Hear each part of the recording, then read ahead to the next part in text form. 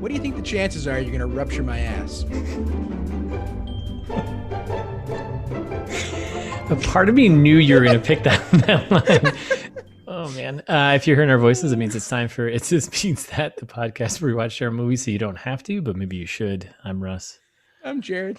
And here we are, episode 51. We made it. Yep. We've crossed to the other side or something along those lines.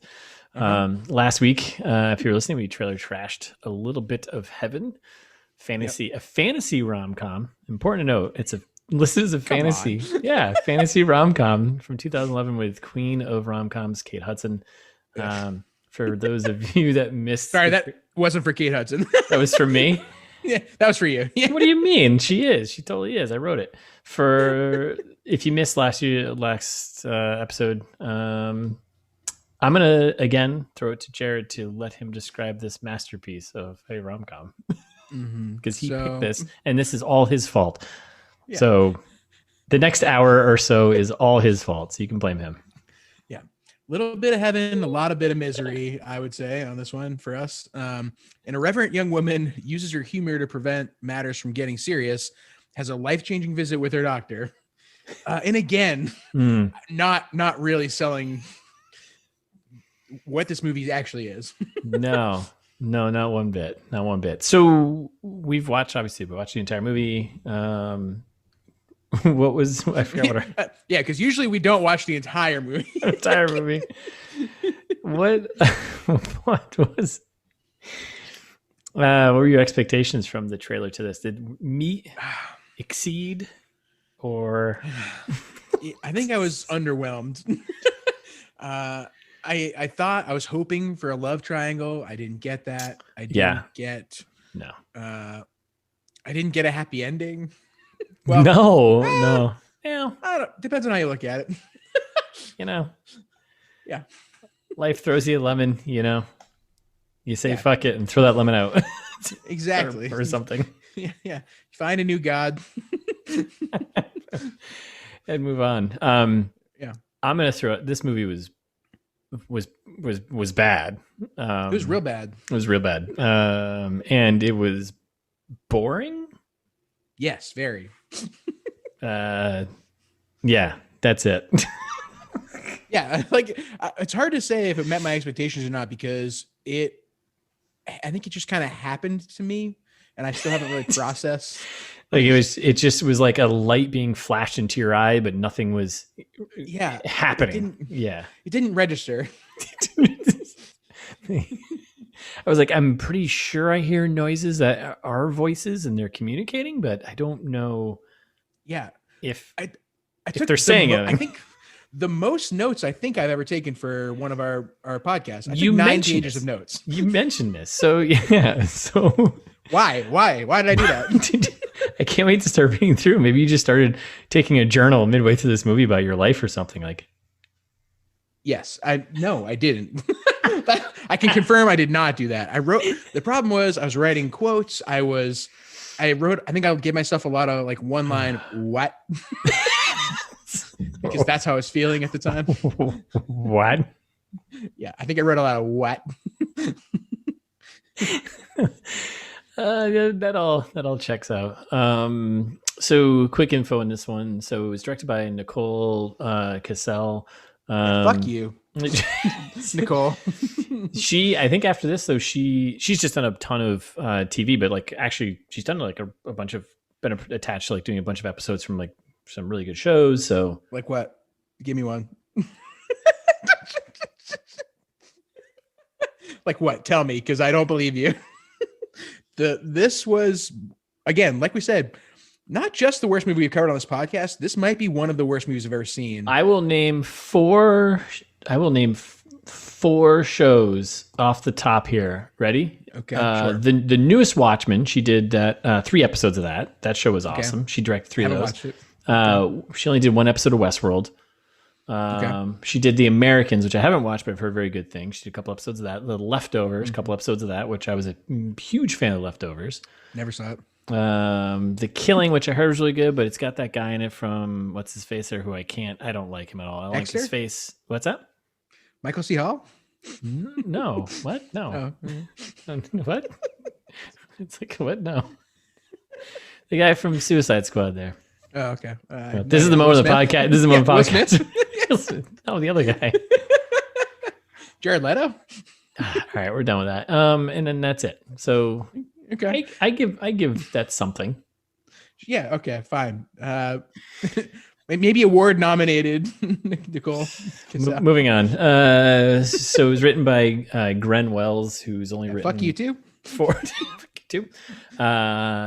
They've only written, I think, four things. I don't know. I looked that up real quick. They had like 3 movies and a short or something.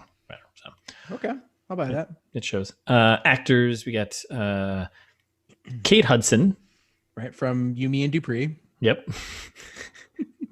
Famously from Dupree. Fool's Gold, you know. Yep.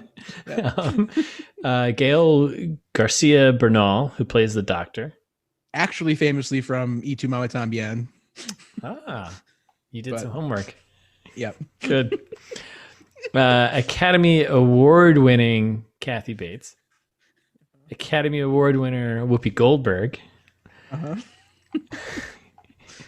Dinklage. How has Peter Dinklage not won an award? Winning? Yeah. Has he? He had to have won something for Game of Thrones, like a Emmy or something. Yeah, he definitely did. Right? Yeah. I mean, we could fix all of these. Yeah, like the internet's right here, but no, whatever. Not interested. We all know, we're not interested. So Peter Dinklage. Listeners, send us an email.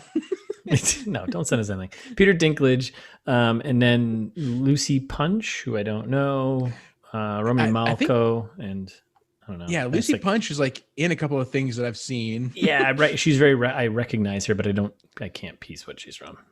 I think she's British. No.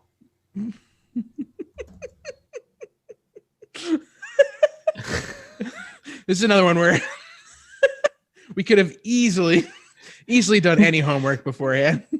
We probably need to be better at doing homework before. I mean, we spent a lot of time doing all this stuff. Hey, sometimes we do, sometimes we don't. She grew up in London, member of the National Youth Theatre in her late teens before going to University College of London to read history. Last I checked, part of Great Britain. Oh boy, here we go. London. Or London town, as we say, in the colonies. So yeah, that's good for her. London, UK. Yeah. There we go. The old London, UK. Okay, cool. I got to edit all that stuff around. So production budget, box office revenue. The budget of this movie was $12.5 million. That feels, rom-com worthy. Unbelievable. Unbelievable. Like this is pre Game of Thrones. So what's Peter Dinklage cost back then? Like $5 million? But half of the budget, a little less than half, maybe. I don't know. I really don't know. Once Game of Thrones happened, unaffordable. $12.5 million, and then what it made. You ready for this? We got the split here. So domestically, it made $10,000, $10,011 to be exact. Okay, it's like 3 Fanatics. 3 Fanatics. Internationally, a little less than 3 Fanatics. A little less, yeah. A little less than 3. Internationally, it did $1 million, a little over $1 million.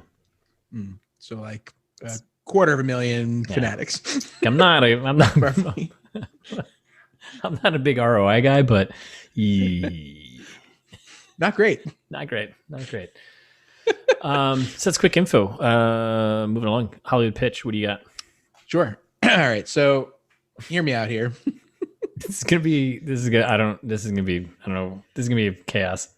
Yeah. So to me, this movie is Blazing Saddles meets The Skeleton Key. Now, Blazing Saddles because kind of offensive. like definitely maybe a product of its time, but in part, but its time is 2011 and Blazing Saddles time was not that. So I think they get a little more leeway. Maybe. I mean, Blazing Saddles is big. Yeah, sure. Yeah. Okay. Yes. We all know it's satire. But it's still, I know. Anyway. Yeah. Okay. Yeah. It's very raunchy. It's raunchy. This movie was unnecessarily raunchy. Here and there. Yeah. I mean, I didn't add to the plot. Yeah. I think I had it on mute the entire time. As you should. This movie can we take a second just and remember that this movie's rated PG-13? It's probably the raunchiest PG-13 movie I've ever seen. Is it? Oh yeah, it is PG-13. Oh yeah, I made a comment. Yeah. Yeah. Is it really that raunchy? Is it really that raunchy though? I feel like it was kind of. Oh come on. Oh come on. Oh come on. It's Blazing Saddles-esque. Not even close. But you can't put Blazing Saddles. All right, whatever. I'll let you keep going. Okay. Anyway, so and then I've seen. Jared's already triggered. He's already triggered. Yeah, I'm upset. I'm real upset. As we've already said, I've only seen 2 Kate Hudson movies.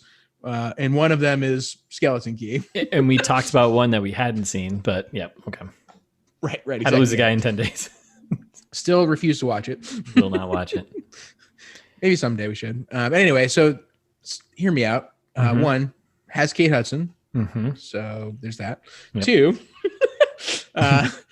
lot of you're the one who brought fantasy into this. I didn't bring fantasy. I didn't bring it in. The movie did. And someone tagged it as fantasy. I don't know. The internet. The fantasy elements of this movie were the exact opposite of as great as like the fantasy spooky elements of Skeleton Key were good. So like the opposite end of the scale here. I'm saying I wanted it to be like Skeleton Key, but it was like this movie. Like now I'll say, oh, that's like how bad A Little Bit of Heaven was with the fantasy elements. Yeah, no, doesn't check out for you. No, I don't think I saw the Skeleton Key, so I have no idea what you're talking about. Oh, it's good. It's really good. Also, and a little pre-fast fact for you. Oh boy. I think claiming here, Kate Hudson's only other movie to be filmed in New Orleans. Wow. New Orleans based. Wow. Yeah. Another fun fast fact. This is our second movie that took place in New Orleans that we've done. Can you remember the first one? No. Come on. Wait. At least it wasn't blatant. Last Days of American Crime? No. It took place in like Pacific Northwest and Canada. Yeah, I don't remember anymore. Haunting of Fraternity Row. Oh, right. I thought that was in like Baton Rouge or something. Well, yeah. Louisiana. Yeah. Yeah. So whatever. Yeah, in the Deep South. We haven't done that many Deep South movies. No, this is it though. Listeners, let us know. Are you interested in more Deep South movies? So that's pretty good. Blazing Saddles meets Skeleton Key. Okay. What do you got? So that's you ready for this one? Mm-hmm. It's Old Yeller meets Infinity War. How? How is it Blazing Saddles meets Skeleton Key? Come on. I just told you that was no brainer. I'm going Old Yeller because there's death at the end and it's sad. Because there's a dog in it. There is a dog. There is a dog in it. The dog doesn't die, thank God. In this movie. And it's like at the end, Old Yeller's like, oh, he's sick, Yep. And in Infinity War, because doctor's not putting her down at the end. Well, no. Sorry, Kathy Bates. She's my girlfriend. I'll put her down. No, life does. Come on, man. My dog paw. And in Infinity War, because like Thanos, the cancer is inevitable. So. Yep. Okay. And that's it. What? Oh, good. What? Good podcast. What do you want to do? Oh, it's 50-50 meets you, me, and Dupree. All right, there you go. How about that? Yeah. No, I like that worse. All right, keep your original one. This movie is so bad and doesn't hit on any of those points. It's like there's nothing. It just happens. Like you said, it's just light that hits your eyes and that's it. And it's like there's nothing. I didn't like it. I'm not defending it. I had to find some bit of escape, and that's it. All right, fast facts. Let's move on. What do you got? You crush these. I'll do the first few. You do the last one. All right. Yeah. So, like I mentioned earlier, Peter Dinklage definitely running away with the cash here. Yeah. As far as the movie goes. So even though he ends up being in this movie for maybe 5 to 7 minutes. I was gonna say like 3 minutes, 4 minutes, maybe actual screen time. Fourth highest paid person on the production, so ahead of Lucy Punch, who has way more minutes. Yes. Whoopi Goldberg, who probably has about the same. Yeah, she says like 2-3 lines and that's it, and she's in like 2 scenes. It's Whoopi Goldberg. It's Whoopi Goldberg. I mean, come on. Like, yeah. And Treat Williams, who, he's also in the movie for more. He is, but yeah. Come on. Anyway, so yeah. All right. next one. Thought you might have a comment, something funny to say, but no. Yeah, fair enough. Yeah, I love Whoopi Goldberg. So, though this movie was filmed entirely in the United States, right? I think all of it was in Louisiana. It had that badge at the end of the credits you get when you film a movie in Louisiana. Yeah, it's like yeah. Mm-hmm. I'm sure Massachusetts has one probably too. Yeah, do we have a badge? I don't know. It's probably like a made in Mass or something. Yeah. Yeah, listeners, if you know, let us know. Because we want to know. Yeah, we want to know. Maybe. Anyway, regardless, this is a very U.S. centric movie. For some reason, released in the UK more than a year ahead of time. Like, I think maybe they treated the UK like a test market. Huh? Really? Like, how bad do you all think this is? Yeah, let's get a sense of how bad it's gonna be here. I wonder if they're like, we'll do more than 10 grand. We know that. Yeah. Maybe they confused not being funny with dry humor, and they were like, "That's true." Hey. Oh yeah, the humor in this is very dry. The British will love it. Yeah. Okay. I don't know. Maybe it was a special part of Lucy Punch's contract. Oh yeah, because she's from the UK, as we know, right. We all know and love. Mm-hmm. Okay. London town. Yeah. Anyway. All right. So moving on. You don't like me talking about this one for no. This is good stuff. I'm learning so much. I'm learning so much right now. All right, fine. All right, and the last one I'll give you. Apparently, the original title was Earthbound, which what? Why? Isn't Earthbound a video game? I think it's what was that really bad? We should know. What's that really bad L. Ron Hubbard Going Clear? No. Yeah, shout out to Scientology. I don't think we want to be on their shit list. No, definitely not. No, we're gonna drop that right now. Apologies to Scientology. We're sorry. We don't mean actual anything. Shout out to Scientology. If you want to be on the podcast. No, what was the movie with John Travolta? Oh boy, yeah, that sounds like Earthbound sounds like a sequel. Was it Earth 2049 or something? I don't know. Yes, it was. We should do that movie. That movie's absolutely terrible. You just said we didn't want to be on Scientology shit list. Well, that's a good point. All right, yeah, that's the premise of the movie. Yeah, I guess that's a good point. All right. Oh no, you know what? I'm back in. Let's do that movie. Fuck it, right? No. Yeah. Fuck it. Fuck them. Come on. We'll do it. Yeah, Earthbound. Her character wasn't even Earthbound. She ascended to, well, actually, wait a second. Oh boy. Here we go. It didn't seem like she was, spoilers, huge spoilers. Light bulb. Yeah. She wasn't actually in heaven at the end. She was trapped on Earth. Earthbound. Oh, we'll get to it. We'll get to it. Yeah, maybe. Yeah. Trapped though, seemed like she's pretty happy drinking champagne with Whoopi. So far, that we know. Okay, all right, I'll buy that. Moving on fast. Last one. Ivan Neville did some of the music. Some of the music, or most. I think he did the music. He's listed as credits like music by Ivan Neville. Yeah, Ivan Neville. Other than OK Go. Yeah, other than OK Go and a couple other songs. But he did some of the music. And Ivan Neville is nephew of the Neville brothers. Neat. And he was born in New Orleans, so I assume that's probably why he's probably playing in some club down there. Like, hey, we're gonna do a scene here. Want to play a song? Sure. Yeah, I assume most of our listener base is a big fan of 60s, 70s R&B and funk. So, so if you don't know who the Neville brothers you don't need to be a fan. Just have a little bit of knowledge. Like the Neville brothers, like you don't know. Like you gotta come on. Like I'm not I wouldn't say like I go to my way to listen to Neville Brothers, but I know who they are. Like they're not like the Isley Brothers. You can't. Oh, okay. Or the Bacon Brothers. Sure. What? Bacon Brothers. Or the Mario Brothers. Or the Mario Brothers. How many brothers are there? Yeah, a lot. But do they end? How many are that end their title with brothers? You know what I mean? Like, the Chiodos brothers, the fabulous Baker brothers. All right, so that's the end of all that shit. We already spoiled the movie. Well, I don't know why. I'm not gonna say it anymore. Whatever. Yeah, I told you she dies at the end. Yeah.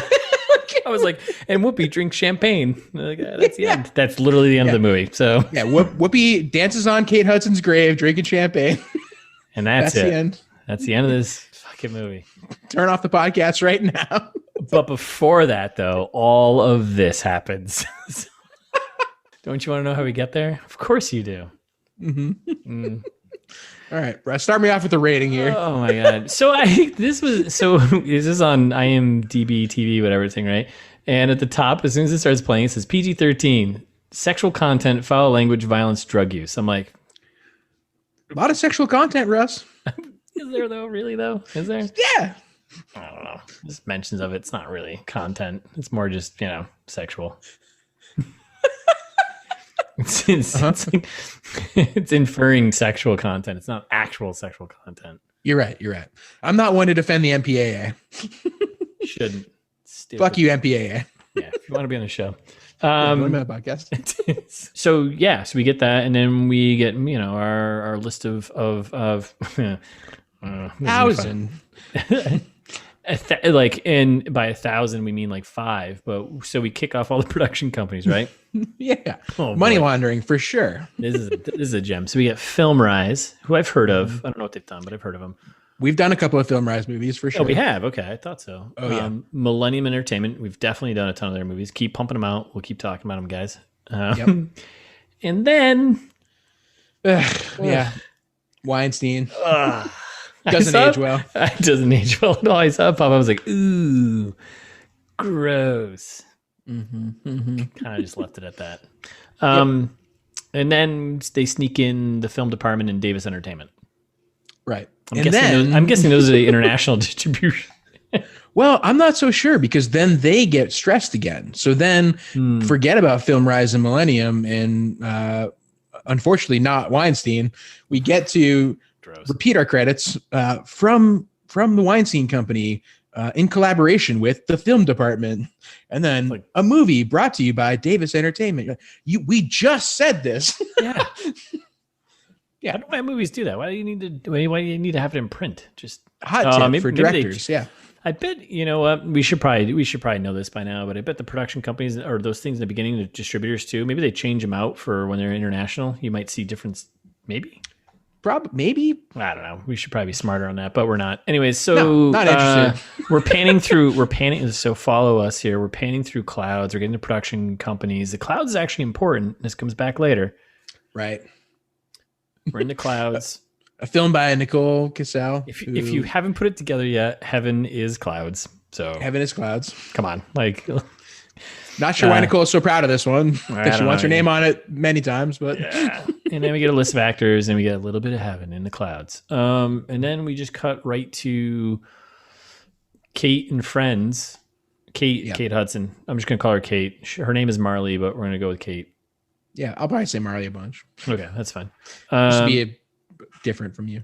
Yeah, that's fine. And then we basically just get, cue the cheesy, happy, yuppie kind of shitty music, right? Kind of beep, beep, beep, beep, beep, beep, beep, things are happy. We're in a neighborhood. And then Kate Marley is picking up her friend's kids so they can have sex. Correct. That is the opening scene of the movie. Yep. Yeah. Leading off with the sexual content, Russ. Oh my God. Is that sexual content? Yes.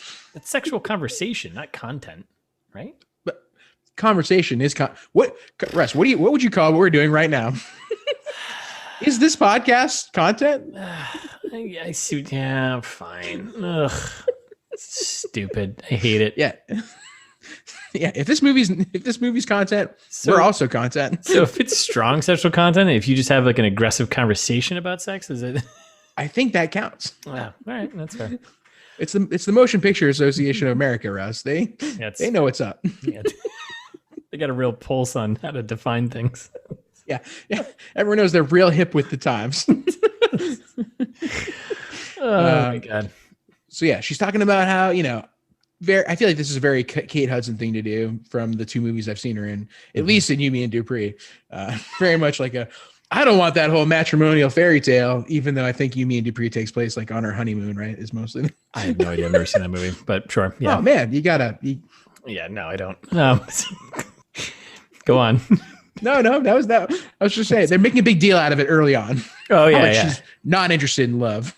Clearly, yeah. There's, and again, a lot of like most of the other rom-coms we've seen are in a lot of movies that are, because they're all bad, do this. They're just hammered over your head with like, this is what this person is. It's like, okay, we got it. Just Which spoilers for what's coming. She's a real one. This is her character. All of the characters in this movie, you can very easily sum up with like one trait. Yes, and like her trait is like sexually active single person. Yeah, that's it. Okay, that's how she defines that character. Great, cool. You're a person. Hudson. There's nothing great. Well acted. Real depth. So then we get that, and then it just cuts to Kate at home, waking up in bed. Basically, the shot from the trailer, I think, right, where she's waking up in bed, the dog sleeping next to her. But at the same, she starts doing a voiceover. Yes, It's depressing. It's super depressing. It's like Jesus, and it's basically her just describing her outlook on life. So, character exposition, right? Yep. Wake up in the morning and realize your life's one big compromise. Yeah. Oh, okay. Oh, all right. Okay. And then obviously keying us into like how she's going to change the end. It's like, oh, I guess she'll not be this negative maybe at the end. Maybe. So quick question. Sure. Does her describing this, so this voiceover kicks in. I was like, oh, fucking voiceover. Come on. And then it's the ghost. It is, right? Is it? Yeah, is it her? Is it the beginning of what she ends at the very end of the movie with like that voiceover? Yeah, it's her in the afterlife for sure. Oh, it is. Okay. Yeah, because she can talk in the afterlife. Yeah, death isn't real in this movie. It's because it's fantasy, like I told you from the very beginning. Right. You're right. Exactly. Yeah. Okay. All right. There be dragons. In heaven, in the clouds. So she does a voiceover, blah, blah. And then she drops the super downer line of the idea you have to fall in love to live happily ever after just isn't true. Ugh. Yeah. Okay. All right. Fine. I've seen this movie. It's usually a rom-com. Yep. Right. It's usually a rom-com where you end up falling in love, and that is the whole point of the movie. So go on. And then we get a shot. She's obviously late for work. It's 8:30. She had to be at work at 8, maybe. I don't know. Dropping the dog off with some guy in his underwear. Yep, neighbor just in his underwear. Seems responsible. Yeah, it's fine. Confirmed we're in NOLA. We're in New Orleans there. She's now on her bike. We saw this in the trailer. This is all from the trailer. This whole movie is basically the trailer. And there is, I'm not sure if you caught this, but like this bike ride is a pretty long segment of her biking around and things are happy, right? And she's kind of being a jerk, biking on sidewalks. And again, another kind of a little obsession with feet in this whole situation. I'm not sure if you caught You've got an obsession with feet? No, I don't. But okay. Another movie where it's cool if you do. No, hey, people do people. Shout out to Rex Ryan. No, definitely you want to be on the podcast? No, definitely not. Russ is a Rams fan. It's cool. Yeah, definitely not happening. Oh yeah, I guess it's cool. But no, there was like just her biking around. There was just, I don't know, weird shots of her feet. I don't know. I didn't notice. I wasn't looking at her feet, but I wasn't either. The camera was. Come on, man. No, that's fair. I noticed like had the rom-com foot gaze is what I had. Yeah. This has happened in 3 movies we've watched, and they're all rom-coms, and they all pay attention to women's feet, and it's like, okay. The The Weinstein gays is what they call it. I think. Boy. Okay. All right. We've done a couple of Weinstein movies too, and I feel like those probably were those ones. I think they were the other rom-coms that we did. Yeah. Oh man, probably. Shit. Okay, so moving on. Oh no. Oh no. What have we done? No. Oh, shit. We have to go back and delete everything. All right, let's pivot the podcast. That's it. We're getting into grilling or food or something. Anyway, so some klutz dropping stuff all over the place here. Yeah, so Kate gets to work, and just I don't know why. This woman, why? Who's your friend? Yeah, I don't know. Like, I think because she's hungover, they try to establish. Yeah. So do you drop stuff when you are hungover? I mean, no. No, I'm coordinated. No. Relatively, yeah. Yeah, I don't drop stuff when I'm hungover. Do you? No, it's not my defining characteristic. No, I'm tired, cranky. Yeah, it's not like you go to work and you're like, oh, here are all those reports and whoopsie daisies. Yeah, whoopsie doodle. Here's my file folders. Guess I'm hungover again because we're party people. Right. And the reason why, she's like, how are you this okay? It's Monday morning or Thursday morning or whatever morning. It seems like she does this a lot. It doesn't. It doesn't matter. Yeah, it doesn't matter. And then she rolls into this meeting, right? Yeah, she rolls into a meeting. She's from the trailer. She's this is straight from the trailer again. And she's VP of advertising at some advertising company in New Orleans, and she does the whole pitch about condoms and women have to buy. Well, and this is the extended. I think she's about to be VP. I think this is when she gets promoted. Oh, that's the whole. Oh, okay, that makes more sense. I thought she just sealed the deal, but it's also her becoming VP. It could be, yeah. Whatever. It doesn't matter. It literally does not matter. Again, she's not a character. She just likes having sex and gets cancer eventually. That's her character. That is it. There is nothing else to her, and that is the sad part of this entire movie. So yeah, she's cool, calm, collected. She, pulls herself together, pitches the whole condoms. Explaining how women are the ones who dictate when men have sex. Yep. She's tossing condoms around everywhere. It's very, very empowering for 2011 standards, I think. Yeah, and definitely an HR nightmare, probably, the way she kind of, Well, there's that. Yeah. We don't need to talk about it. One thing I did catch in this scene, though, and this kind of went back and forth and drove me nuts, was like there was this weird, I don't know, did you catch this like weird soft lighting and like soap opera-esque kind of, it was really weird. I don't know. I didn't like it. You check your TV settings? Yeah, maybe, I don't know. Maybe the HD was off. Damn it. Shut the HD off. What is that setting? You know what I'm talking about? How there is like that specific, there's that one setting that like takes your TV from not soap opera to soap opera immediately. Yeah, there was the whole thing that Tom Cruise and a bunch of other filmmakers went on being like, hey, shut this off. It's the motion, whatever. It's different for each TV. It's the motion blur, whatever. Okay. Yeah. Shut that shit off, man. It's only good it's only good for watching sports. Don't watch movies. Oh, I shut it off immediately. I can't stand it. But I have friends. You know who you are. Oh my God. Leave your TVs this way. Yeah, you can't leave your TV the default settings. Come on, man. You got to go and do a little work, a little homework. Yeah, you would love talking to Andy about TVs. Shout out to Andy. Andy, all day long. Let's do it. We haven't done enough personal shout outs on the podcast lately, I don't think. It's been a while. Yeah. Other than Harvey Weinstein, which I don't want to shout him out. No, but you just did. So thanks for that. I know. Yeah. We've been doing it a lot. Yeah. Okay. Let's just stop that. So safety tip at home, shut off the motion blur, be a real human. Don't drink from milk carton, shut off the motion blur on your TV. Trust us. It'll save you years. Seconds of life. Suffering. Yeah. So then Kate and are at the bar. The crew's at the bar. It's party celebration. Time. She got the VP position, I guess. She's got the condom job. That sounds weird to say. Yep, got the condom job. And then she's got go ahead. Well, so I was gonna say, not sure if what our screenwriters are really thinking here. Like, have they ever like had adult friendships or a job? Because like the conversation here is like, what you really need is a big fat mortgage, like an albatross around your neck. Like it's like what someone in like when they're 5 years old thinks adults talk like. Yeah, Yeah. mortgages and babies. Yeah, basically all of her friends like having a conversation that's hanging all of the being adults, what it's like to be an adult, but she's not, right? Like that's like, pretty much what it was. You're eating mac and cheese pizza. Like, I'd give you anything for that metabolism. She's like, I'll trade my metabolism for those boobs. It's like, what is happening right now? Damn it. And then we find out one of her friends is pregnant and she's drinking champagne. Yeah. Well, also though, ruthless to blow up her spot like that. Kate Hudson just revealing out of nowhere. Yeah. Zero regard for her friends. Really disliked this character so far. I'm ready to move on from that scene. What do you? Yeah, no, I'm good. She's like drunk and leaving and calling Doug, right? The hookup Doug. Oh, I didn't catch his name. Doug. Okay, cool. Yeah, I just had his like booty call. So pretty much he's the main character for 5 minutes.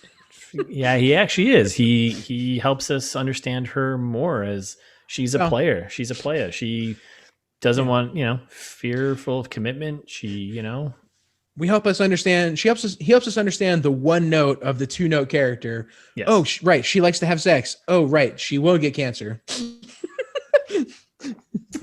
Yep.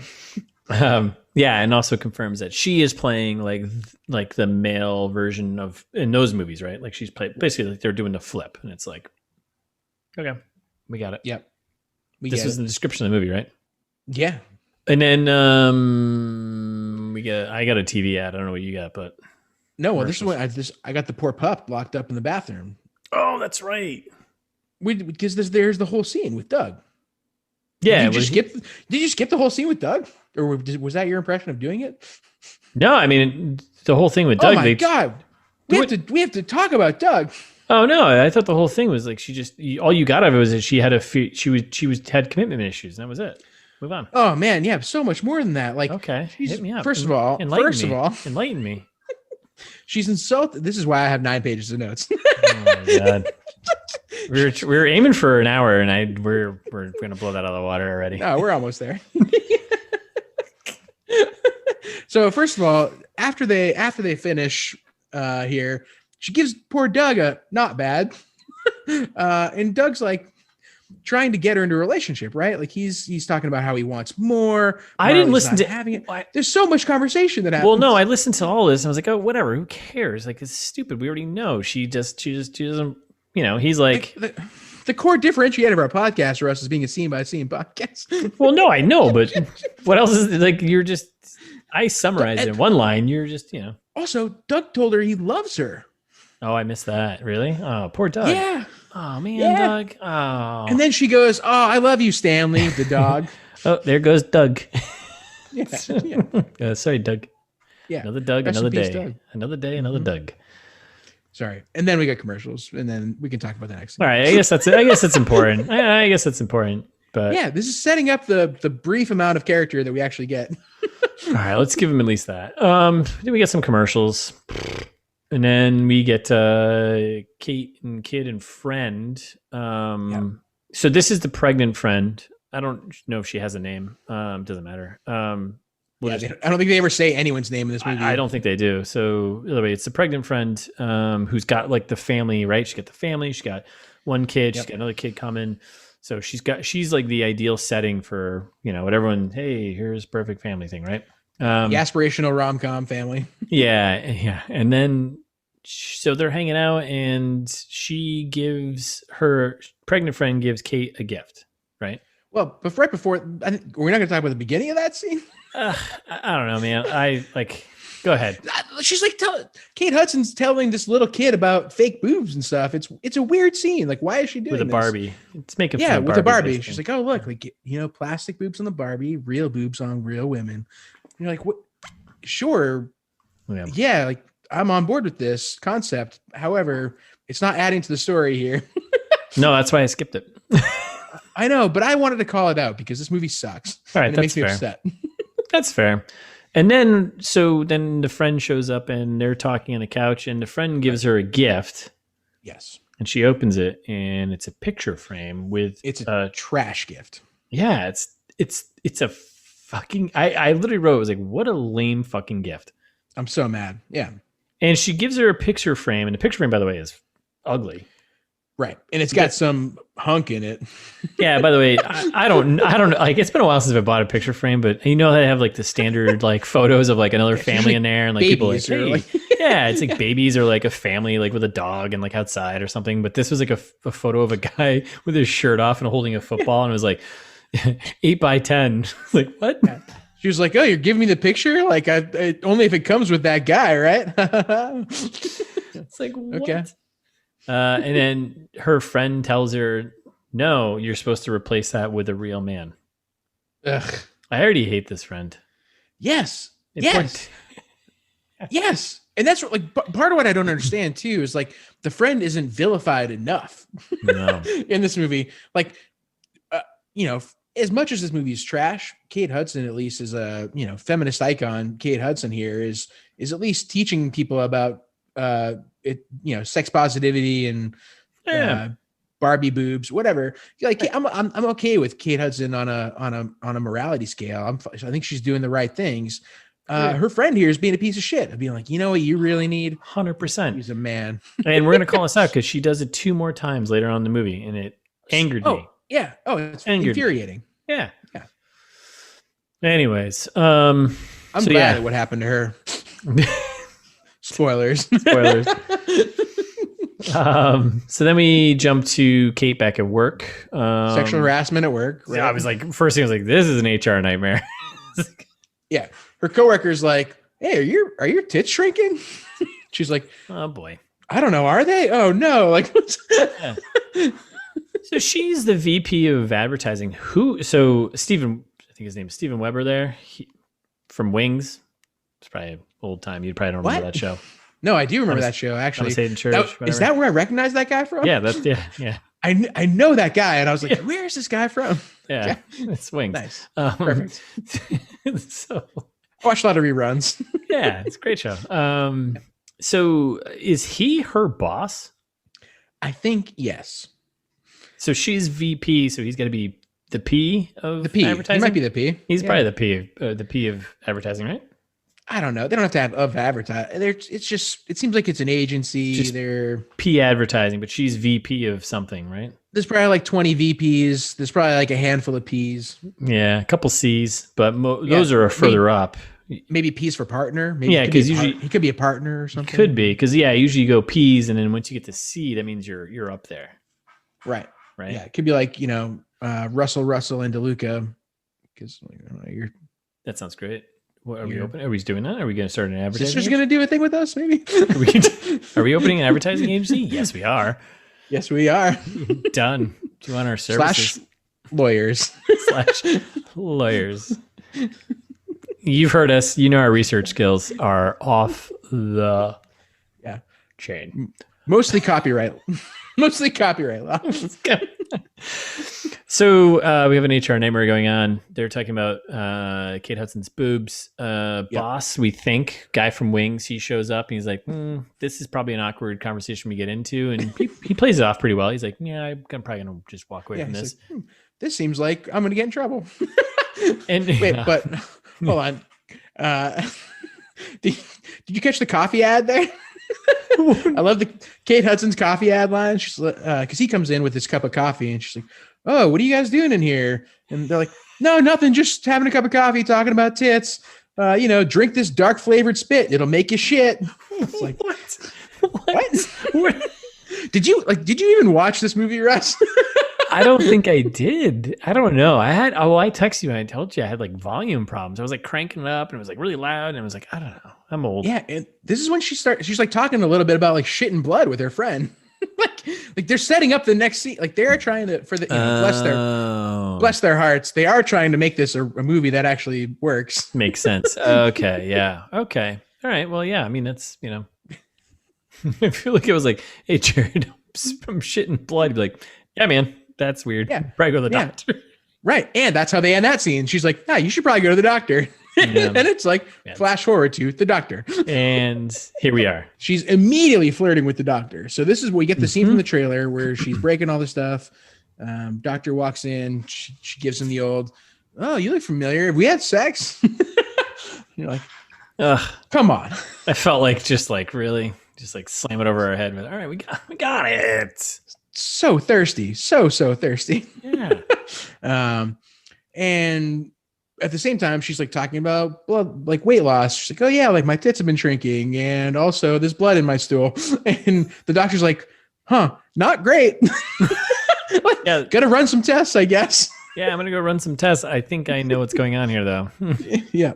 And then it's like, all right, flash to the next scene. Like, I only play a doctor on TV, but yeah, it sounds like you might have a problem. And that one of my biggest gripes of this movie is how there's no transitions between scenes. So like, oh, it's just like, yeah, no, it's like harsh, boom, cut. Like there's no, like, it's just, and here we are at dinner, and we're doctors, and we're dinner, and we're like, and there's like a million fucking different scenes. Yes, like all short. They're all like 2 minutes at most, and it's just like, yep. Can you let it breathe a little? Apologies, listener, if it sounds like we're moving around a lot, it's because we are. Don't adjust anything because yeah, that's it. So yeah, so and it's game night. And then it's game night. I mean, so we meet the doc who's our guy, basically, right? I mean we know this from the trailer and everything else, right? So he's our guy, but he's a little too serious. He's a little, a little tight wound doctor guy, right? Yeah, and by that you mean professional. He's a professional doctor trying to be a doctor. Yes, trying to be like, hey, I'm going to run some tests because there's a problem here. What are you doing? Yeah. Hey, I probably shouldn't have sex with you later. Probably not, but I will anyways. So see how that turns out. Let's see how that goes. Kate and friends, they're playing Boggle. Right. Which I love Boggle. I mean, Boggle's great. I haven't played Boggle in so long though. Top 3 letter-based game. Ooh. Scrabble, obviously number 1. Of course. What's number 2? Hangman. I actually wasn't ready for you. Yeah. I thought I had you. You're like, no, you knew. Yep. Yeah, I mean, yeah, it's Scrabble. So is it Scrabble, Hangman, and then Boggle, or Scrabble? Boggle, yeah. No, yeah, that's exactly right. So they're playing Boggle, the third best word game there is ever. Right. Yeah. And it's pink juice time. Yeah, that's that's for right. That's to clean her out so she can go for the colonoscopy or whatever. Yeah. Which they don't make it as like they don't introduce it like it's part of the scene. Like that's the thing with as part of the transitions where they don't make anything make sense. You're like all of a sudden we're at the doctor, then it's game night, and it's like not pointed out that what she's not. It seems like she's just drinking beers and having fun with her friends. She's not. She's not. And then it's like, oh, and then they do a close up on like them pouring the whatever that stuff is called. Like, hey, clean it out. Pink, yeah, exactly. The pink juice. I'm like, oh, I guess that's sweet. Her drunk friends are like waiting with her while she has to take a big shit. Like cleanse the system, I guess. I don't know. So then we jump back to the doctor's office, and then we get some good jokes here and some weirdness going on here. Yeah, Russ, as an aspiring screenwriter, I'm sure you're aware how good a colonoscopy is for a movie, right? Yeah. I mean, I think the best one was probably from Uncut Gems, right? That was pretty intense. I still haven't seen it. Yeah, spoilies. What? Well, it's the first like I think first few minutes of the movie, but oh no. Yeah. No, it's all right. Early colonoscopy, huh? Pretty sure. I don't know. Yeah, it's fine. So here we are, getting a colonoscopy. They're like making her sign waivers, which I don't think you do right before you get a colonoscopy. She's already like drugged up. Like they've already drugged her up, and he's like, "Hey, sign these forms." Like, oh, yeah. Hey, can you consent to this real quick? Wouldn't we do this before I even got in here? Like, what do you think the chances are you're going to rupture my ass? You're like, oh, okay, it's that kind of party. Plenty of ass tearing jokes. And she's flirting with Julian. Julian is his name, by the way. We learned that because she's like, "Hey, you're about to go my." Yeah, Julian Goldstein, right? Julian Goldstein, which is she picks on. Then she's like, "Wait, you're Jewish?" And he's like, "Yes." And she just laughs. Yeah, and then she goes like, to sleep I go. Yeah, there's all kind of weird exchange. He's also being very unprofessional at this point too, and like being just as flirty as she is. Yeah, kind of a weird thing to do before a colonoscopy. Yes. It's not sexy. No, it's just. I mean, you just turned 40. I'm sure you know what that's all about.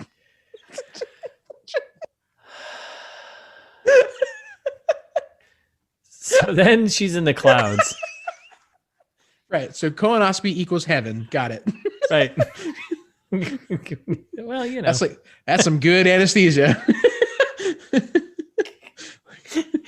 So she's in the clouds, which we saw in the beginning of the movie, which clouds equals heaven, as we were told in second grade. So she is, she's in the clouds roaming around, and she comes across Whoopi Goldberg hanging out on the couch. Which I was super hoping that Whoopi was just playing Whoopi. She kind of is. She kind of is, actually. She kind of is. So she comes up and they have a little exchange, and we're like, which did you get fun fact, Whoopi Goldberg reprising her role as God from A Very Muppet Christmas there. Wow. Crazy She pull. was God before. She's been God before. Wow, good pull. Wow. Yeah, trading Muppets for Kate Hudson. Yeah. Hey. Well, Tomato. Muppets for Kate Hudson. It sounds like some type of like charity. Yeah, it's actually my ska band. All right, so there we are. Serious. Come on, let's be serious. So they're Kate Hudson and Whoopi Goldberg sitting on the couch, figuring out that Whoopi Goldberg is God. She's just she goes, are you God? Not really. This is just the way you wanted to see me. Right. And then she literally says, guess what? You're dying. And follows it up with, you're dying, but I'm going to give you 3 wishes. What the fuck kind of movie is this? So what just happened? Went from 0 to 100 in 2 seconds. Obviously, first wish. I don't want to die. Done. Right? No, that's actually not what actually happens. It's like, yeah, does God grant wishes now? I was like, that. I don't think so. No. Was Whoopi Goldberg God a genie that just popped out of a lantern? Like, what's happening? God doesn't grant wishes. And then she goes, I wish for $1 million. Damn it, Kate Hudson. No, the first thing she asked for was, I want to fly. Oh, right. Sorry. First thing she says, I want to fly. Hold on. I'm like, hold on. I just gave you 2 very important bits of information here. I told you, guess what? You're dying. And then I said, you have 3 wishes. Your first wish is to fly? I just want to make sure I have this right before I grant this. Like, I'm actually breaking the rules right now by telling you this. And like, not. Are you sure? Are you sure about this one? Your first wish is you want to fly. Okay. All right. Sorry. And then the second wish was for $1 million. Second wish. Why 1 million? Like, you can. Right. If you're gonna wish, go big. I don't know. Wish for $1 billion, and then the tax jokes. And by the way, everyone knows the trick. Everyone know the trick to the you get 3 wishes trick. The first wish is I wish for unlimited wishes. Boom, done. Right. Exactly. Yeah. Everyone knows that. And everyone knows the second trick. When you wish for $1 million, you wish for $1 million plus like 40 to 50% in order to cover the taxes. Right. Everyone knows this. Everyone knows that. Everyone knows this. Kate Hudson, stop it. Flying. I want to fly. I just told you you're dying. And your first wish is you want to go, you want to fly? I want to fly. Yeah. She's like, sure, done. You get to go on a plane at some point again before you die. Great. I take that. I mean, you got to take that shit serious because you never know. If someone comes up to you and is just like, hey, I'm going to grant you 3, I'm going to give you 3 wishes. Take that shit serious because you never know. And if they're like, now, yes. No. Well, that's why you never wish for $1 million. Right. You assume genie rules apply, right? Yeah. 100%. Right. They're going to try and trick you. Right. They're trying to do something. Now, the other big thing that I want to factor in here, I don't think we've talked about this enough. Oh boy. I know we're going to extend the episode of this. You're welcome, listeners. This is going to be a longer one than we thought. Now, worth it. Because Whoopi Goldberg is God, this we could say this is in the same universe as A Very Muppet Christmas. Now, if we're saying this is the same universe as A Very Muppet Christmas, and we're saying God grants wishes, why didn't she help them out in the Muppets? Is there a select people that get wishes from God? Muppets aren't people, man. Are Muppets not people? Yeah. Are they not? Do they have souls like Kate Hudson? I don't know. We'll never know. Why didn't Kate Hudson wish to be a Muppet? I don't think cancers can attack Muppets, right? They can't. It can't. It can't. Muppets can't get cancer. No. Everyone knows that. No. The only thing that ruins a Muppet is a hand cramp. That's it. Yeah. All right, so we go through the wishes here, and infuriating wish list. Yeah, and then even I don't mess with the IRS. Yeah, and there's some IRS jokes, right? She asked for $1 million, and she's like, "Oh, it's gonna be 500,000 after taxes," and not even God messes with her. Okay. And then I love the waking up. Where am I? Where's Whoopi? Yeah, so she wakes up back in the doctor's office, and like that's the first thought. Okay. Anyway, so then we're Kate and friends are having dinner, and this is straight from the trailer. Yep. Pretty much all the major beats of this entire movie are actually in the trailer. Now that I think about it. Yeah. Now that we're going through it like this. Yeah. Yes. Like all the major beats, all the things that actually happen that are of importance, I guess. Like, right? Could be construed as. Yeah. It could be construed as important. So Kate and friends are having dinner. She made a shitty dinner. She's not a good cook. And she uncooked just pasta. Uncooked. Like, come on. Like, how old are you? Like, well, old enough to get colon cancer, I guess. So she just they're laughing, ha ha ha ha, and then she just drops the bomb. She got cancer. Yep. Which apparently this is a week. We skipped a week. Right. Yeah, this is a week in the future. Right. Yeah, they don't explicitly say it, but she's like, "Oh, last week I went to the doctor and." Yeah. Yep. Yeah, she's been sitting on it for a little bit, and then she just drops the whole colon cancer thing. Yep. And then we flash back to the bad doctor here talking about treatment options. Like, the doctor, the guy, right? Yeah, I say the bad doctor because there is a good doctor later on, and he's an awful. This doctor is a terrible doctor. Yes. Oh, okay, that's funny because I looked at him as a villain, but yeah, I know, I see. Yeah, you're right. Oh actually. No, this doctor is the villain. You are. Yeah, you're right. Oh shit! The other guy's like, no, I'm a doctor. This is what you're supposed to like. The other guy's like, have some ethics, man. Yeah, like you're God. You're hooking up with a cancer patient. Kind of. Yeah, you're hooking up with your cancer patient. Yeah, I think that's crossing a lot of lines, but yes. So anyway, this is the bad doctor, the current one. Yeah, who ends up becoming the love interest? But yeah, he's the villain, and he basically has no good news. And then they cut back to the dinner, right? Or no, they cut to. She's like lecturing. Well, she's like lecturing him on giving bad news because he's like, "You got two options. Yeah. One, you can get treatment, or you can die." And she's like, "Well, second one's not really an option." Like there were. Here's the thing. Here's I think one of my biggest gripes of the movie. There were there was nothing that made me like any of the characters. No. Nope. But if this was a movie where I liked the characters, I would have been heartbroken. Like there were lines in this movie that were as they were intended. They were like, powerful and gut wrenching and that kind of thing. But in the context of the movie, they're awful because I don't care about anyone. Yeah. No, I think you said it best. Like they're not characters. They're just a problem, and then another problem, They're just right. There's nothing to them. They're just, here's the pregnant woman. Here's the one who's got cancer. Here's the unethical doctor. Yeah, the unethical, serious, boring doctor who can't tell a joke for his fucking life. Right. Which we'll get to. Everyone's very one note. So, so he gives her those options, and then she tries to, while she's lecturing him on giving bad news to people, she's like, "Yeah, try her new and improved chemo. It'll leave you breathless." I was like, "Geez, you can't do ad pitching on chemo." Stinger. Wow, she's good at her job. Crushed it. Nailed it. What can you say? And then we cut to, I think, her and her parents having dinner, right?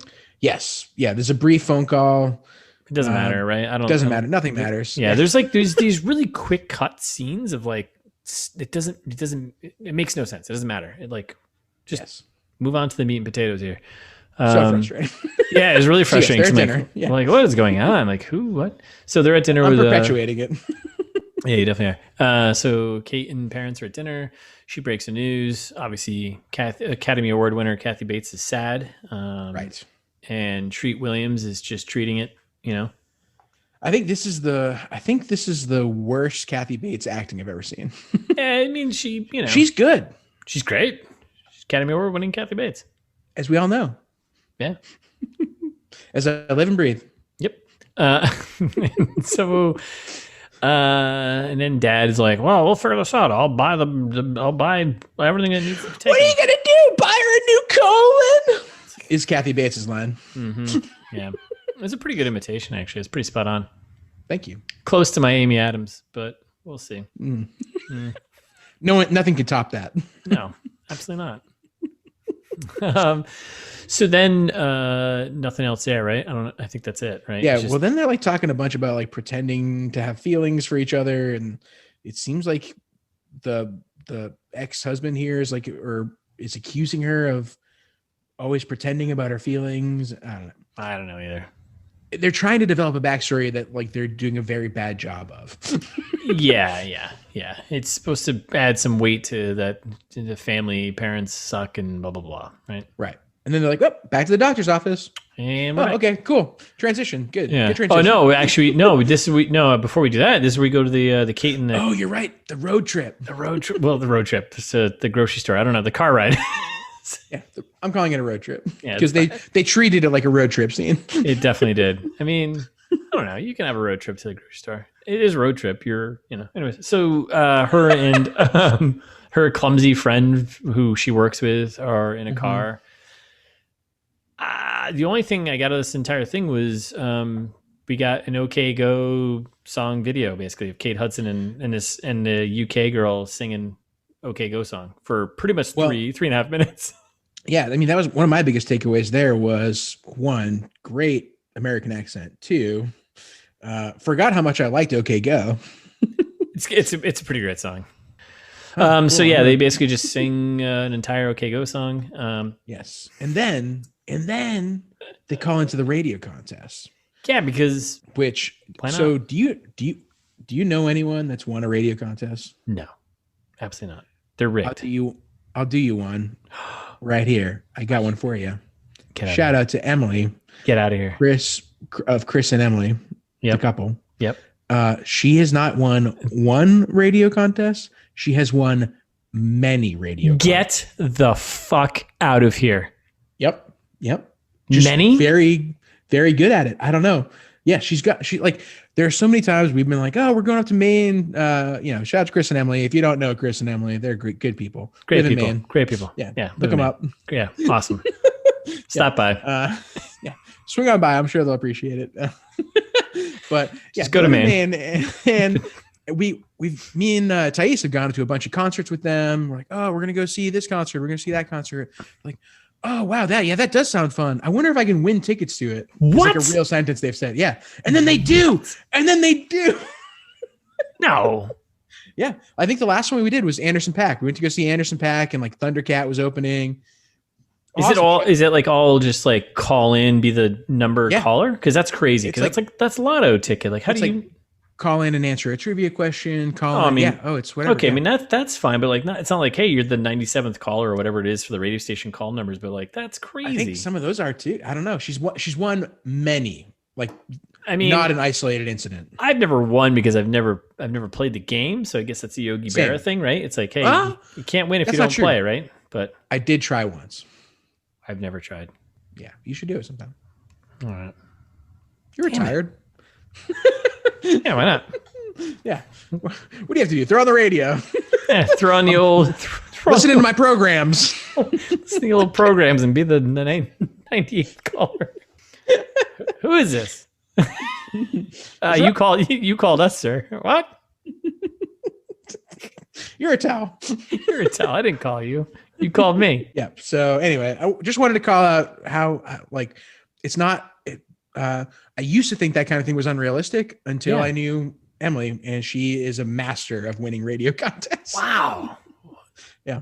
She should have a podcast about her secrets. Oh, good idea. So, crossover? Yeah, a little crossover episode. Yeah. So she wins a hang gliding trip. And then like gets a wistful look on her face where she's like, oh, I remember when I didn't used to have cancer and hang gliding sounded like a thing I could do. Yeah, but then she realizes, oh, she's going to fly. Right. Oh, right. Wish number 1, you dummy. Granted.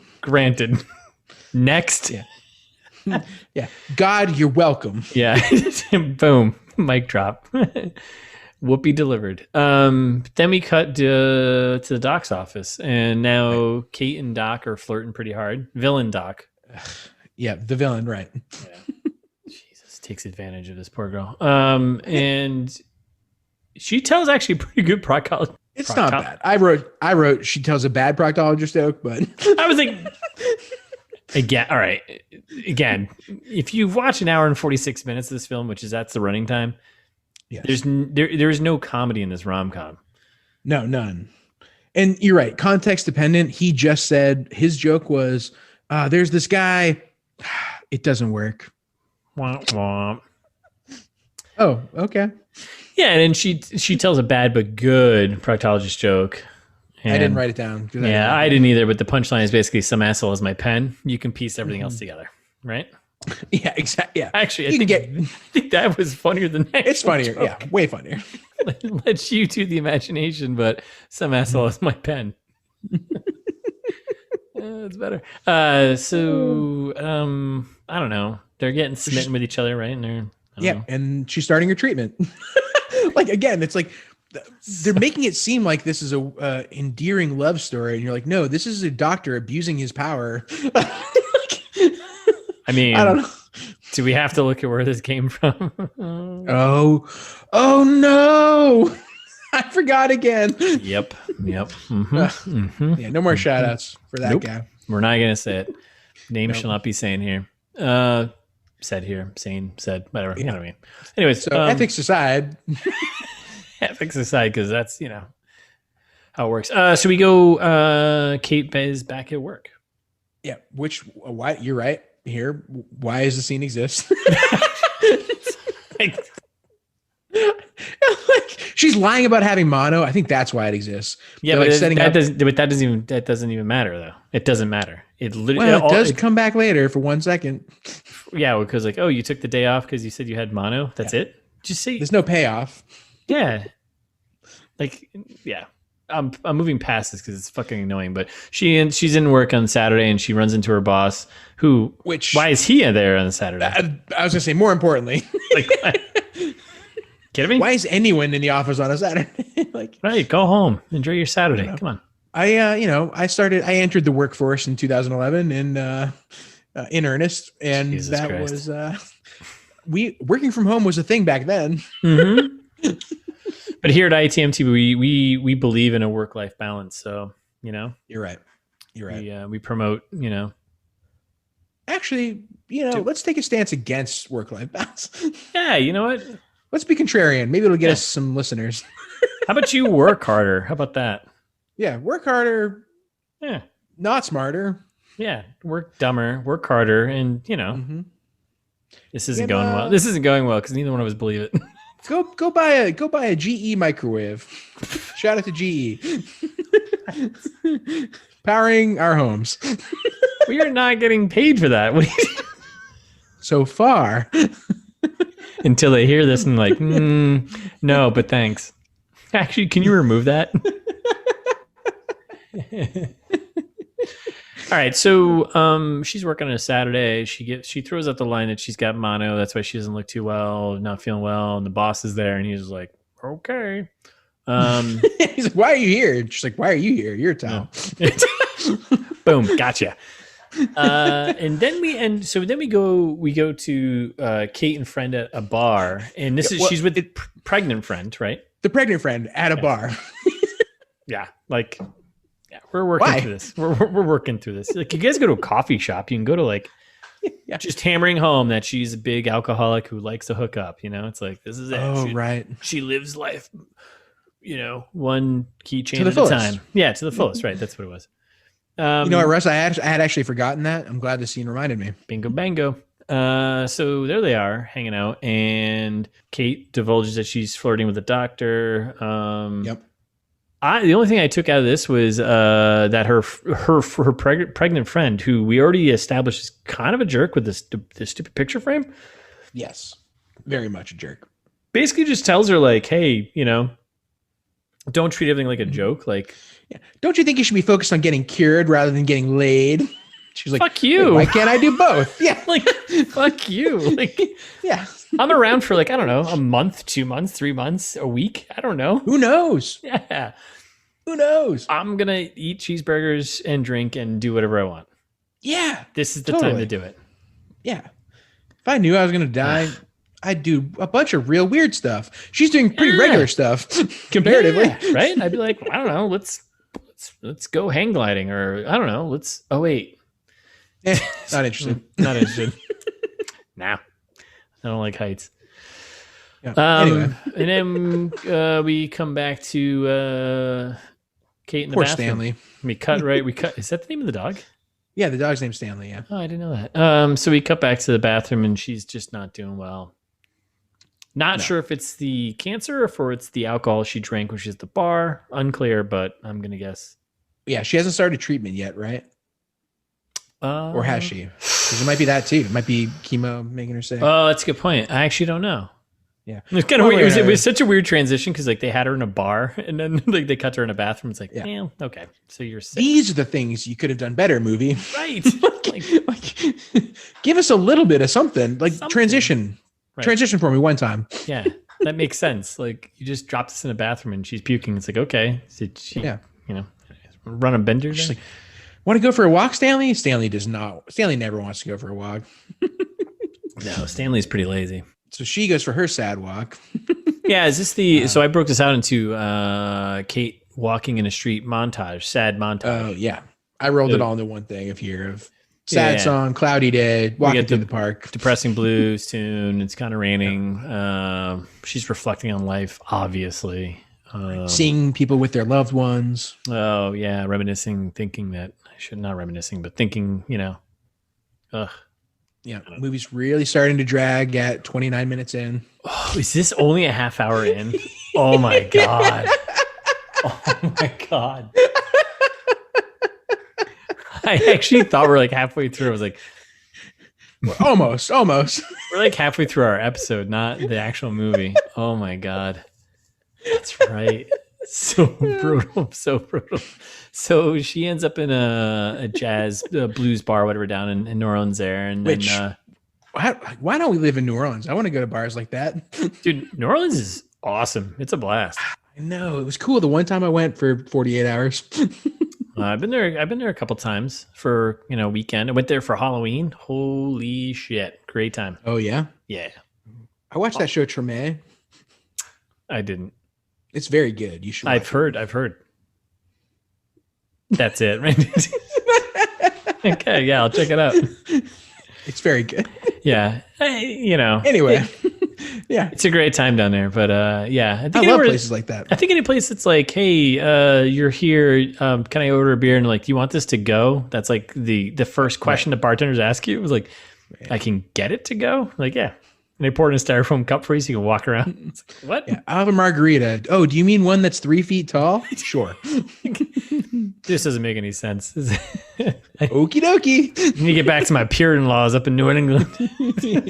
Yeah. I don't want to buy beer on a Sunday. I don't want to buy beer after 9 o'clock. No, thank you. You heathens down here. Like, what? Oh, now it's so much fun. So she ends up in a bar down there, which every bar down there has music going on, which is kind of awesome. You just walk in a bar and it's like, there's music. And so she's at a music bar and listening to the version of the song that was just playing while she was walking through the rain, all sadly, like, and she's alone, but she spots the doc. Surprise, surprise.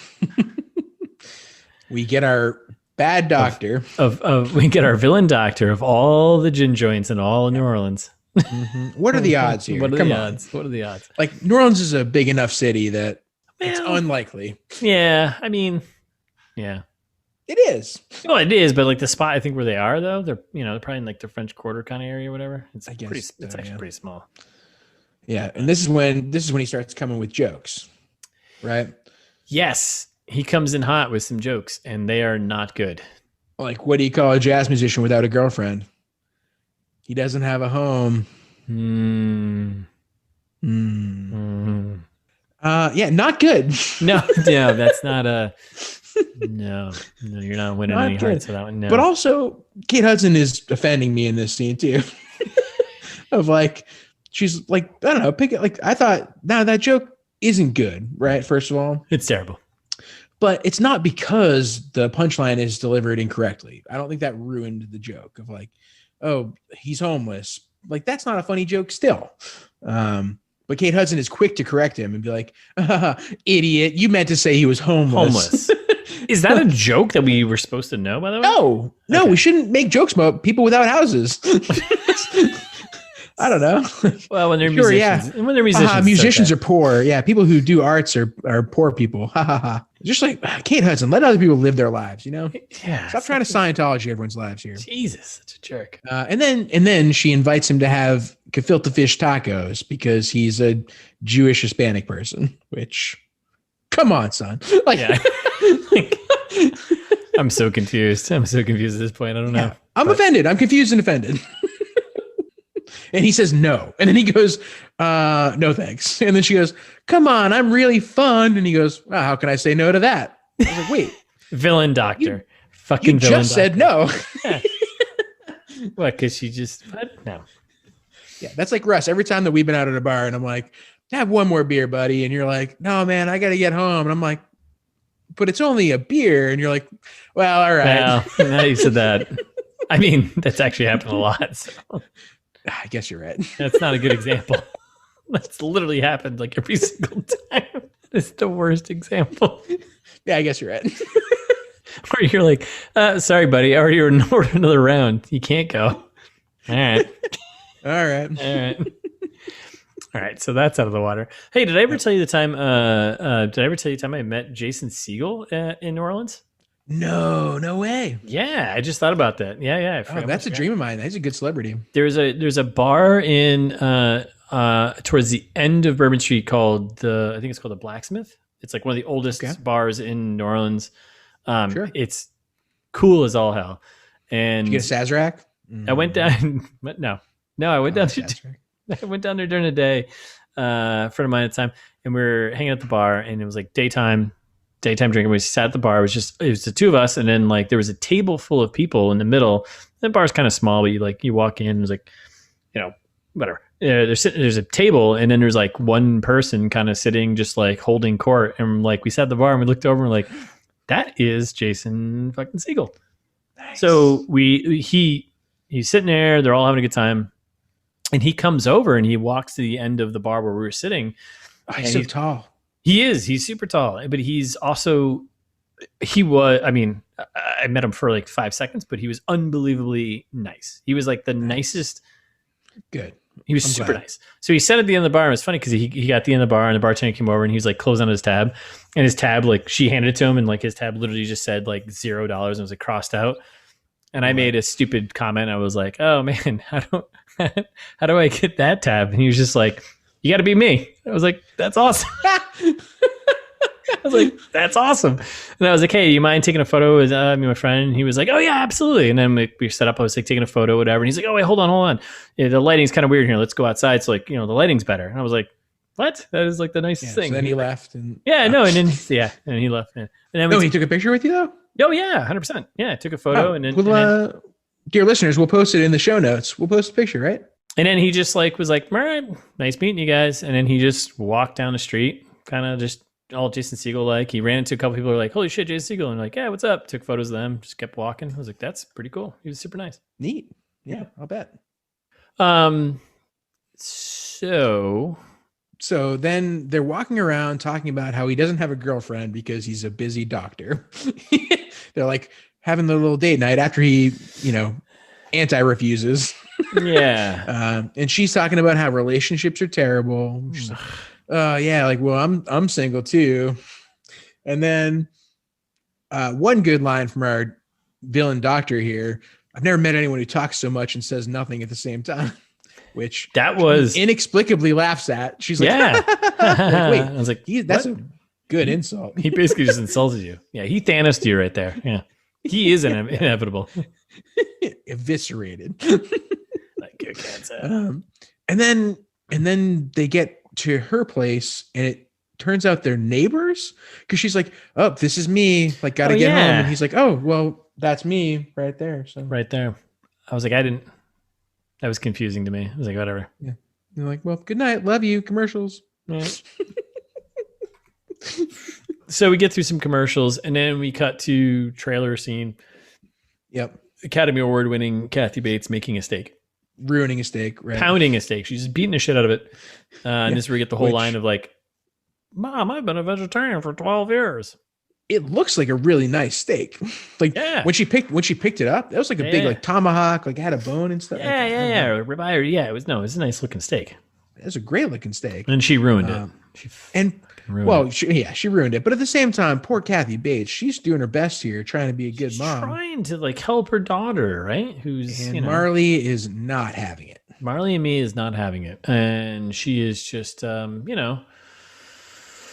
mom's being overbearing, which moms will do in the situation. And she's taking a little too much, It's like, I can't take this, Mom. Yeah. And she's tormenting her mother, which I also don't appreciate. Of like, her mom is clearly allergic to Stanley, which poor Stanley, he just wants love and attention. Yeah, he's just a dog trying to live his life. Good doggo. Yeah. Right. Yeah. And so she's like, Kate Hudson's like, go, like, Stanley, go over there and like talk to Mom. That's like your little dog. Her exact line was, because her mom is allergic to Stanley, her exact line was, go over there and rub your dandruff on her. Right. That's fucked up. Ugh, come on, man. It's your mom. She put you on this planet. Yeah. She's trying her best. She's making you a steak. I wish my mom made me a steak. That'd be great. I'd love it. Yeah. Mom made me a steak. Mom, make me a steak. Yeah. And then, good transition to the doctor, where there's no transition again. And back to the doctor. We're back. Here we are. And my God. Jeez. And they're like, this is we get introduced to the good doctor. Yeah. Who's saying, I'm so sorry, there's no improvement in your condition. Yeah. Chemo's not working, there's another optional treatment they can run, some like clinical trial, right? She can go on. Bad doctor shows up late. Villain doctor, right? Yeah. He's like getting a word on, oh, wait, yeah, we can totally do this trial. A lot of side effects, but if you're up for it. And she's like, well, what choice do I have? I got to live. Yeah. Give it a whirl, Do what you can. And then we cut to then we get a little bit of relationship building with her dad. So they're like trying to make people characters, even though no one has any traits other than exactly what they are. Yeah. And dad is the classic, like old guy dad who wasn't there / can't express himself emotionally. Right. But everyone expects more of him to do something like that. And she hates him, but yeah. Like kind of inexplicable, like obviously he wasn't around, but like we don't have any backstory enough to care. Yeah. Like, oh yeah, no, that sucks that you had a crappy dad, I guess. Welcome to the fucking club. No, I was kidding. My dad's great. Yeah. I love my dad. Yeah. All of our dads are great. Yeah. Everyone's dad is great. Well, I don't know about all of them, but like, I don't care about anyone in this movie. And it's like, at the same time, it's way too fast because I don't care and it moves around really quickly, but it's also too slow in that we're still just barely over 30 minutes into this movie and nothing has happened. Fuck. Brutal.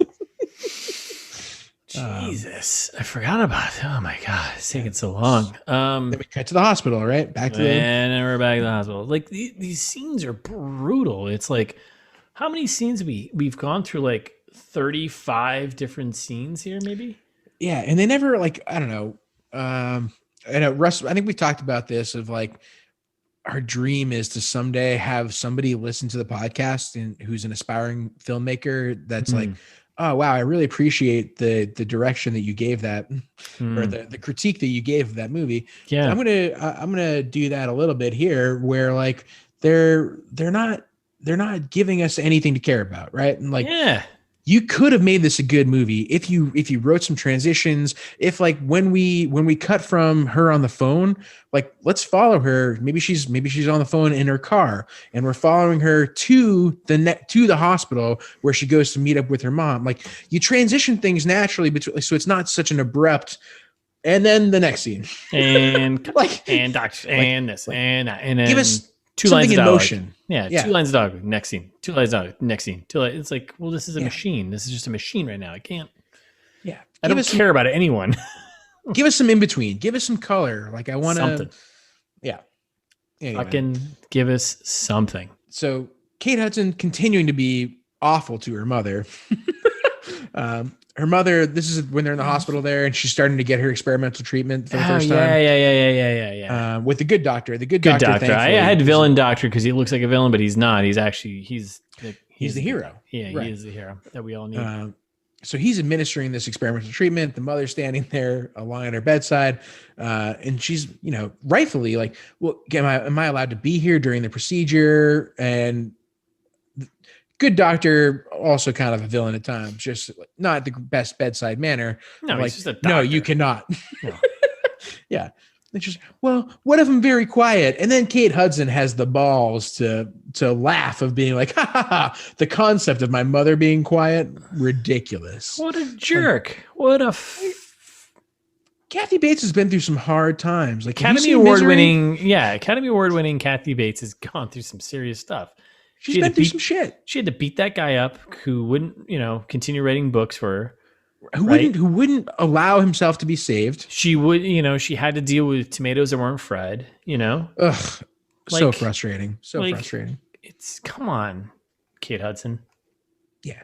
Give us a break here. I'm anti-Kate Hudson, I think. Is that a hot take to be anti the cancer patient? I don't know. I think that's a good thing for us to leave our listeners to think about. Are you or to judge us Hudson? On? Yeah. Yeah. At this do point, you hate Kate Hudson as much as I do? Should we start calling her Hudson Kate? Maybe that would be fun. That'd be kind of fun. We'll see. Maybe I think in part 2, because this is the end of part 1, because we're done. Exactly. We'll be back on Thursday with part 2. So keep listening in your ear holes. And also in the meantime, you can follow us on Instagram. It's This Meets That, and write TMT on Twitter. Or if you feel an old fashioned, you can send us an email at itsthismeetsthat@gmail.com. But as always, you can find all of our episodes on itsthismeetsthat.com. Thanks for listening again. Yeah. Check out the website. Yeah. Because we got our bios up there now with headshots and stuff. It's been a little bit, but I feel like we did a really nice job with it. I don't know. I like it. Yeah. Send us an email about how good of a job Russ did with the layout. Thanks, bud.